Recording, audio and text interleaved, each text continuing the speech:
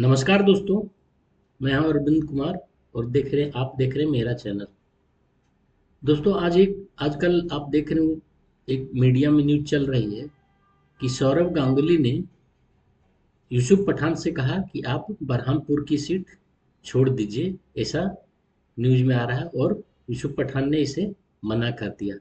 इस तरह की न्यूज़ आ रही है मीडिया में।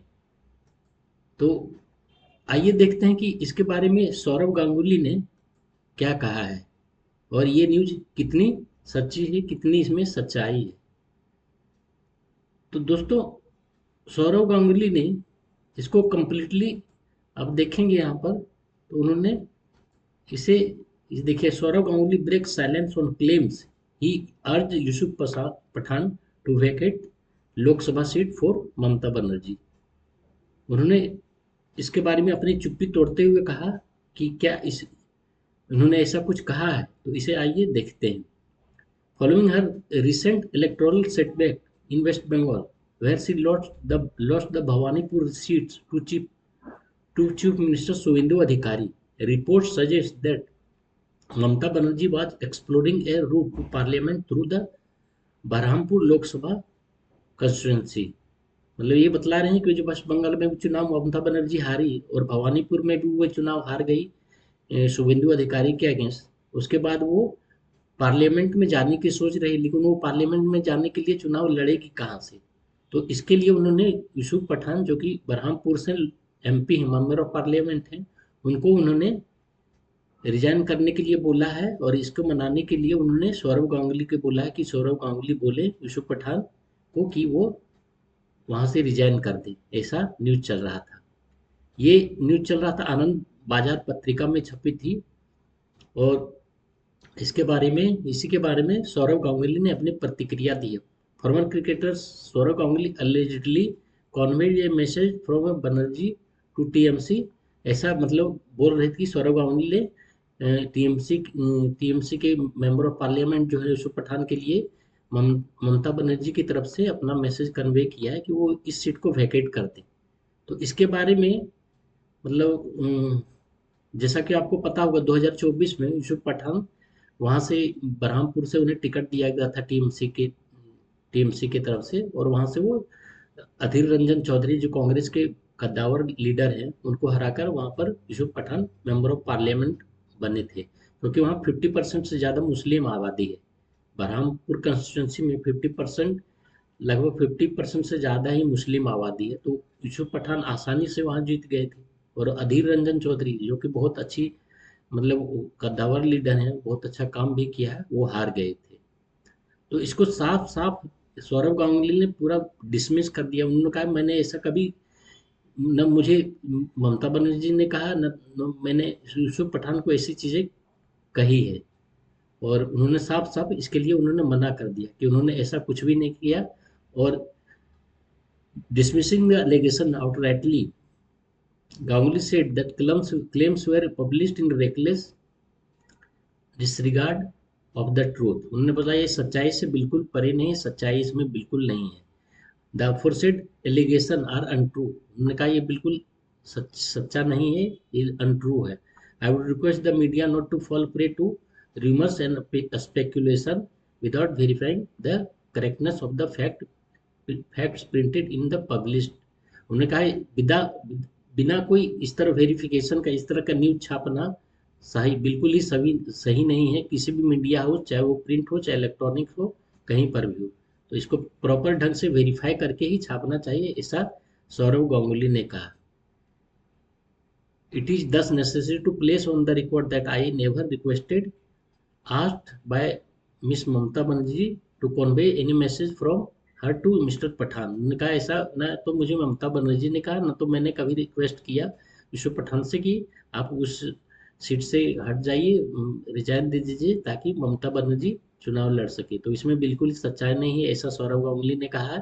तो उन्होंने ये भी कहा कि इस तरह से कोई भी चीज़ छापते समय मीडिया हाउस को कंसल्ट करके, वेरीफाई करके, करेक्टनेस की, सच्चाई सच्चाई को वेरीफाई करके ही छापना चाहिए। इससे रिलेटेड उन्होंने, आप देखिए यहाँ पर उन्होंने मतलब अपना एक लेटर भी मीडिया हाउस के लिए निकाला था। ये देखिए उनका लेटर है। ये लेटर उन्होंने दिया था मीडिया हाउसेस के लिए। तो मतलब उन्होंने साफ साफ कहा था कि इस तरह की कोई भी चीज़ें मीडिया हाउस को बिना वेरीफाई किए हुए नहीं छापनी चाहिए। देखिए इन्होंने इस लेटर में क्या लिखा है, to all the media houses, ये सौरव गांगुली ने लिखा है मीडिया हाउसेस के लिए। To all the media houses, subject clarification regarding false and incorrect media reports. This has reference to the incorrect and untrue aspersions cast against me in the article titled, Bangla में news छपा था आनंद बाजार पत्रिका में, तो उन्होंने बांग्ला न्यूज का heading दिया है यहाँ पर देखिए, which was published on the front page of the newspaper आनंद बाजार पत्रिका on 4th जून 2026 को। 4 जून को ये 4 दिन 2026 को छपा था आनंद बाजार पत्रिका, जो कि कलकत्ता से ही मेरे ख्याल से निकलती है। उन्होंने कहा in the aforesaid article prominently position in the, बिल्कुल फ्रंट पेज में उस ये न्यूज छपा था आनंद बाजार पत्रिका में। और उन्होंने कहा फ्रंट पेज में आया था, it was erroneously erroneously alleged that I had approached the sitting parliamentarian from Barhampur Lok Sabha constituency, Mr. Yusuf Pathan, on behalf of Mrs. Mamata Banerjee, the former Chief Minister of West Bengal. It was alleged that I had contacted Mr.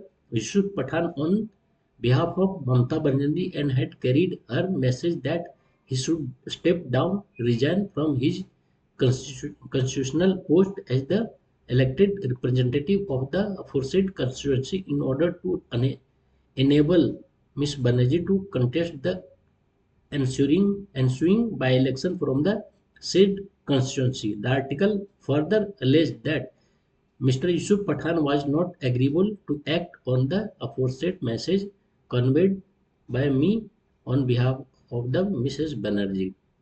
ऐसा उन्होंने कहा कि मैंने ऐसा media में report किया जा रहा है कि ममता बनर्जी मुझे रिक्वेस्ट किया कि आप यूसुफ पठान से बोलिए कि बरहमपुर सीट से रिजाइन कर दें, और मैंने उन्हें कहा तो यूसुफ पठान ने इसको मना कर दिया रिजाइन करने से। ऐसा मीडिया हाउसेज में आ रहा है, मीडिया इलेक्ट्रॉनिक आनंद बाजार पत्रिका में ऐसा छपा था।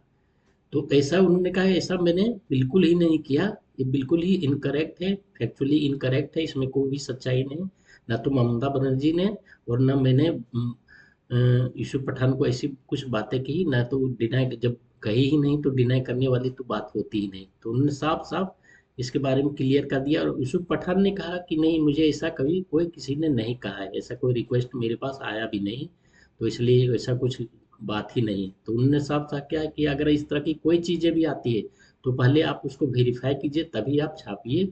आप इस तरह कुछ बिना करेक्टनेस को वेरीफाई किए हुए इस तरह की आपको चीज़ें नहीं छापनी चाहिए जब जब आप रिस्पॉन्सिबल मीडिया हाउस हैं।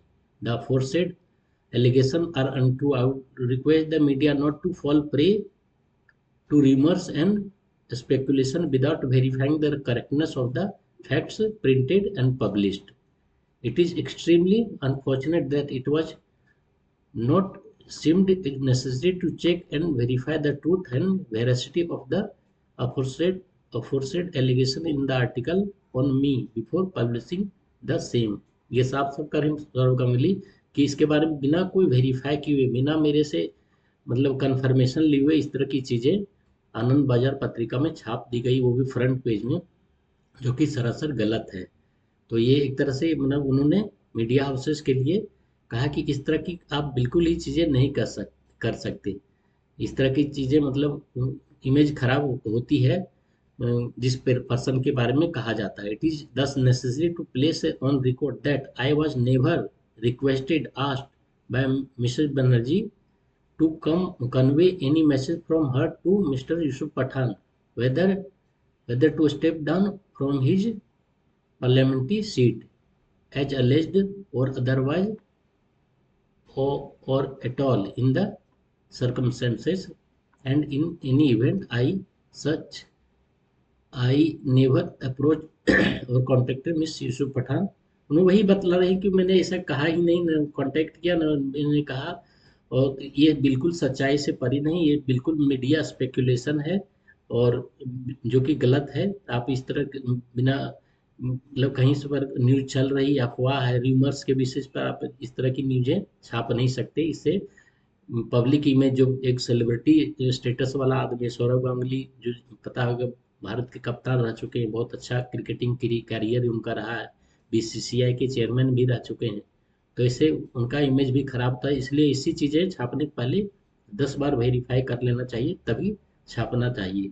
तो इसके बारे में साफ साफ अब देखिए दोस्तों, मतलब उन्होंने साफ साफ कहा है कि ऐसी चीज़ें नहीं होना चाहिए फ्यूचर में, और ऐसी चीज़ें अगर होती है तो सरासर गलत है।